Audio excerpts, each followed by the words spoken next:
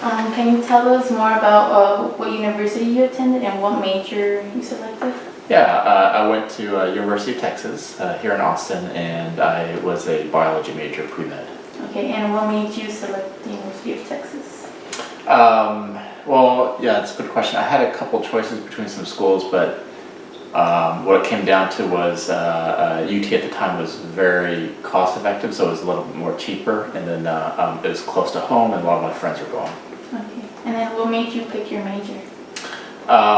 I knew I wanted to become a pediatrician, and so biology, I was engineering at first, and engineering is very hard, so I decided after the first semester to just switch to biology pre-med. Well, what was the most difficult class you took at UT? I would actually say that first physics class when I was engineering. It was an engineering physics class, and that's what made me change to biology, so that was very, very difficult. What did you do to succeed in that course? Well, to be honest, I wasn't very successful, so but I would just buckle down and I would just try to study. I got a lot of help from friends that were engineers, and so that was probably the biggest help, was just my friends. And what was your favorite course at UT? Ooh, favorite course. Actually, I probably have to say I did take like kind of an anatomy course. That was fun. I mean, I do like the anatomy. It really helped me now too to have that anatomy background. Is there any resources that you would recommend us taking advantage of while at UT that you liked or that you took advantage of? Yeah, so resources for your pre-med career, things like that, or for... It could be anything from that, or like the tutoring or the writing center, anything. Yeah, well, at the time, I don't remember what it was called. It was kind of a, I think he was kind of a counselor. So basically, what he would do is help you kind of prepare for, what are the steps that you need to get into medical school. What are the tests that you need to take, what are the courses you need to take, how to prepare for interviews. That was the biggest one. So I forgot what it was, but it was like a counseling service. Right. So at Austin, what extracurricular activities were you involved in, and which one did you enjoy the most? Let's see, extracurricular. I was part of a fraternity, Omega Phi Gamma, and I was part of intramural sports. I have to say sports was probably the most fun. It was a lot of fun. We played softball, so yeah. What was your favorite biology topic at UT? Probably actually the same thing, kind of along the lines of, well, no, I guess you meant under biology itself. Ooh, I have to go back and think about that. Or was there one that you struggled the most with? Yeah, I would just say probably the metabolic process within the cell, like the Krebs cycle. That's probably the worst, I would say. That's an easy one. That's the worst one. Was being pre-med, did that affect your social life? No, pre-med actually I think was, honestly compared to engineering was probably a little bit easier. I think biology pre-med is all about memorization, so sitting down just memorizing things to me was a bit easier than trying to work through engineering. I think the engineers are probably smarter than I was, so. So you were still able to go to like football games and just hang out with your friends? I was able to do all that kind of stuff, yeah, definitely. So when doing that, balancing your academics and your social life, how did you go about that? I think the most important thing in undergrad, and this is probably the hardest thing to do coming out of high school, is to make sure that you kind of treat your studies like a job. So like a 9 to 5. You go to class, you study during the day, but then at night and over the weekends you have some fun. Maybe weekend Saturday morning or Saturday morning study a little bit, but you still give yourself time to have fun. What were some study techniques that really helped you become successful? I think kind of organizing and planning your day and planning what you're going to study, when you're going to study. So having a schedule, I think that's probably the best way to do it. Instead of just jumping in and saying, I've got to study these 5 things and then just go, but just say, at this time I'll study this, biology from 10 to 12, and from 12 to 2 I'll work on my, physics or something like that. So kind of schedule it out. Leading up to your exams, how far did you prepare? Did you do 1 week before? Yeah, good question. I did not do a very good job of that. Usually it'd be like a few nights beforehand, but I would definitely suggest I think the more you study throughout the year, throughout the course, the less you have to do to prepare. And I would say give yourself probably a good week or so, to start preparing for it, if you've kept up throughout the semester. What advice would you give undergraduates? I would say, definitely treating it like a job, but also at the same time, this is your chance to explore things outside of medicine. So you have the rest of your life to be a doctor, the rest of life to study medicine, have something else that, take advantage of the fact that, you can do international travel, take advantage of the fact that, you could actually join sports teams, clubs, things like that, and, share interests with other people. Even go enjoy Austin music, art, things like that. There's a lot to explore, while you're an undergrad, so, yeah. Okay. So what was the process of applying to medical school like? It is pretty arduous. First of all, of course, you fill out the applications, pick the schools that you want to go to, fill out the applications, and then after that, they call you and you sit down and interview. And so you have to make sure that you have all your stuff prepared ahead of time. What extracurricular activities did you do, and what scores did you get on the MCAT, things like that. But yeah, it was just applying the interview. And speaking of MCAT, what did you do to prepare for the MCAT? Yeah, the MCAT, actually, I took a course. I'm, again, not very good at standardized testing, so I always do courses with that, and that helps me. Okay. But it depends on you. If you're better at standardized testing, just prepare ahead of time. But those books and those courses help a whole lot. Yeah. Okay. Did you think that your undergraduate courses prepared you for your current career? To be honest, not as much. It's probably, even medical school, not that much. It's residency that probably helped the most to really prepare for it.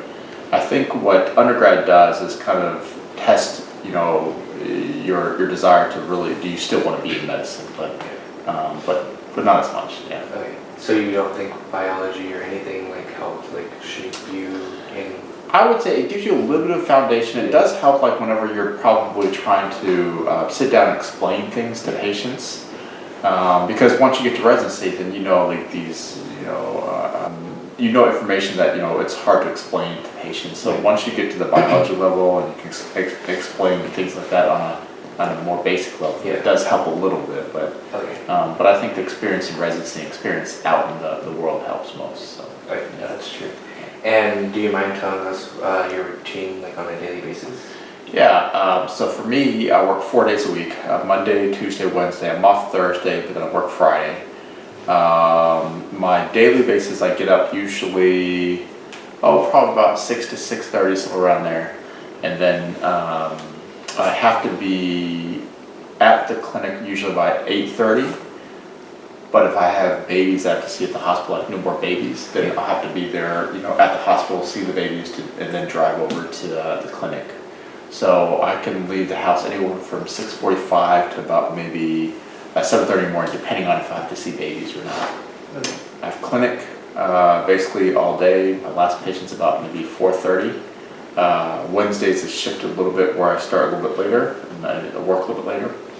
And then for call, usually I'm on call one in every 6 weekends where I work all weekend long. So meaning I go to the clinic on Saturday and taking calls for babies and patients. Okay. Yeah. What would be one of your favorite achievements that you've had? Actually, I would say joining my current practice, Treehouse Pediatrics, and kind of helping shape the way Treehouse has grown. I think that's probably one of my biggest achievements. So, yeah. If you were not a pediatrician, what career would you have wanted to do? I was thinking actually probably writing. Right. Some kind of writer, whether it be books or fiction, or even maybe just writing in general. Yeah. Mm-hmm. Is there a reason why?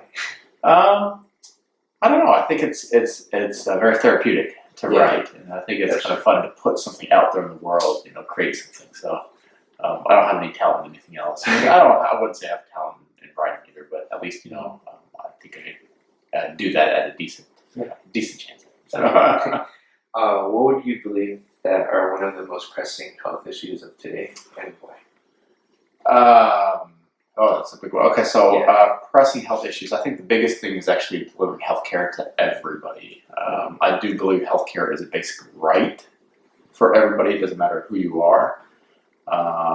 And so I think it's it's going to be a huge issue for politicians and government to actually decide how do we deliver the healthcare to everybody. I would say that's on a big huge global level. I think on a smaller level as a pediatrician, probably just better delivery of that care. So electronic medical records are horrible right now. We can use machine learning to help us actually predict course of disease for certain patients, things like that. So I think that'd be on a smaller level. The global level is delivering healthcare to everybody. So Okay. What led you to decide to become a pediatrician? I would say actually just my pediatrician. When I was younger, so my pediatrician, I loved what he did. I loved who he was, and I actually worked for him, a couple summers in a row, and I saw, on a daily basis what he liked to do. So I think seeing him in action and what he does on a daily basis really actually made me love pediatrics. Do you think you could describe how your residency was and like what you did? Yeah, so residency is a little bit different. Medical school is more like going to class, and then you do get to follow some doctors around, but you're still more just learning. Residency, you're actually taking that information and putting it into practice. And so residency, you start off as an intern, and then you're expected to, with attending's help, though, you're expected to actually care for patients. So let's say, for instance, somebody comes into the hospital, you have to learn how to admit the patient, so write orders for the admission so the nurse knows what to do. In the middle of the night, if something happens,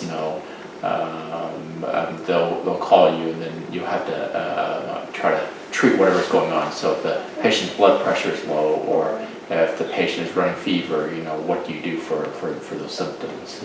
And so it's a lot of putting in practice. Or a clinic, you're expected to actually go see a patient, do the physical exam, present the patient to an attending, and present what do you want to do with this patient? So for the checkup, did they do all the proper things for a checkup?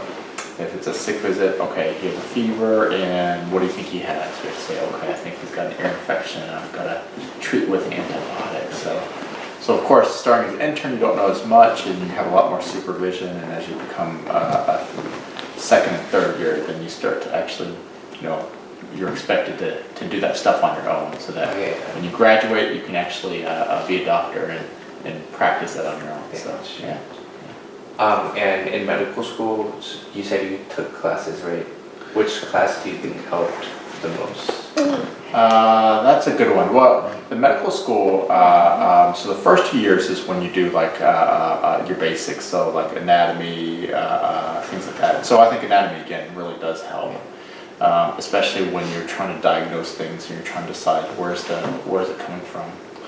The third and fourth year, then you start to rotate through the different specialties, like obstetrics, gynecology, pediatrics, things like that. So for me, of course, definitely the pediatrics was the most useful, and I think under pediatrics, working in a general clinic was the most useful because I was going to be a practicing pediatrician in a clinic. But